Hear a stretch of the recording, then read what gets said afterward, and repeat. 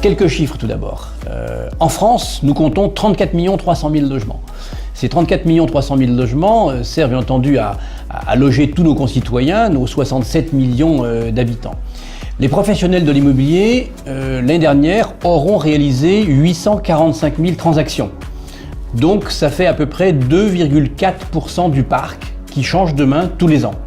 Et sur ces 2,4% du parc, la FNIM représente pas loin de la moitié des transactions faites par les professionnels. C'est-à-dire qu'aujourd'hui, la FNIM, grâce à ses 11 000 adhérents, près de 100 000 collaborateurs, réalise des transactions, des locations, mais aussi et syndic de copropriété. Les parts de marché, c'est à peu près 70 à 72% des transactions qui sont réalisées par les professionnels en France. En matière de location, c'est un peu moins puisque effectivement, ça n'est que 40% du parc qui change de main avec des locataires grâce aux professionnels, le reste se faisant de particulier à particulier, donc il y a encore des marges de manœuvre, des marges de progression.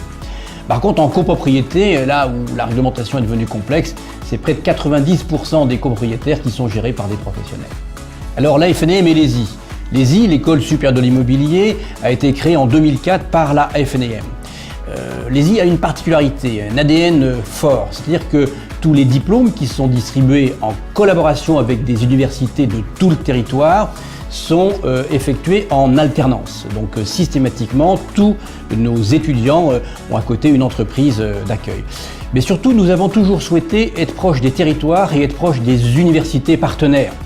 L'exemple de l'IAE de Metz, avec laquelle on a un partenariat depuis près de 10 ans aujourd'hui, prouve que, de par sa réussite, de par le placement de tous les jeunes qu'on arrive, que l'IAE arrive à placer à Metz près de toutes les entreprises, fait qu'aujourd'hui, ça répond particulièrement à la demande. Donc on a une évolution de notre enseignement qui a beaucoup progressé, qui va encore le faire grâce justement à ce partenariat avec des universités qui sont en local et qui, grâce aussi à l'ESI, peuvent avoir une audience nationale. C'est vraiment un rayonnement qui est gagnant-gagnant.